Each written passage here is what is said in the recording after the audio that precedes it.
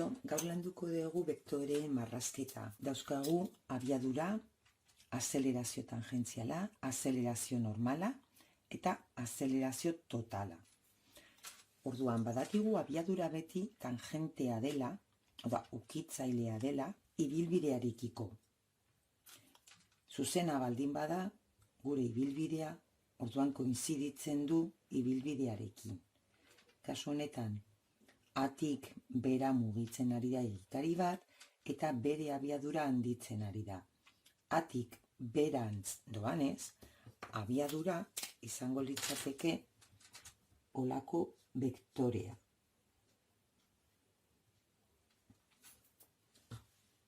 Atik bera doalako.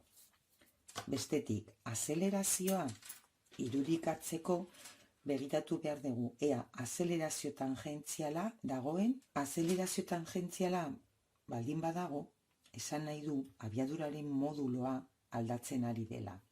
Hau da, nolabait velozimetroan ikusiko genukena, litzateke abiadura handitzen ari dela, hau da, azeleratzen ari garela.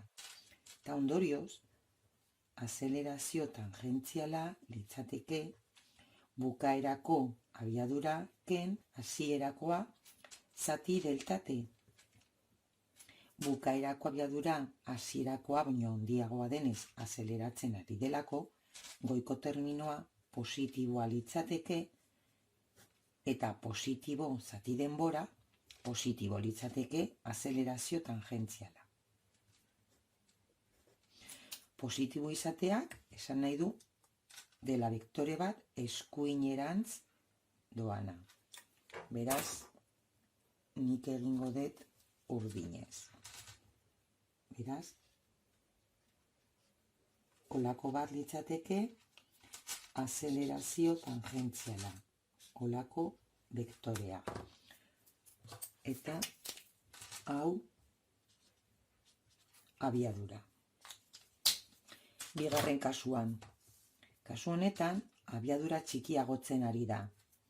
Baina, hala ere, atik bera doa. Beraz, abiadura atik bera zuzen honetan.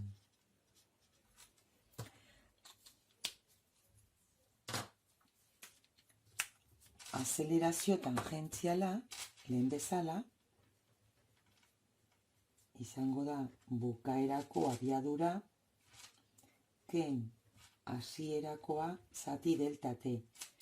Hemen, bukaerako abiadura balastatzen ari denez, hau da frenatzen ari denez, bukaerakoa izango da hasierakoa baino txikiagoa, eta zenbakitzailea ondorioz 0 baino txikiagoa, negatiboa. Eta zati t, denbora beti positiboa denez, azelerazio tangentziala izango da 0 baino txikiagoa, negatiboa. Eta vektore negatiboak ezkerrerantz irudikatzen ditugu. A, azpite. Bi hauetan, ibilbidea zuzena denez, bietan esango genuke azelerazio normala dela 0.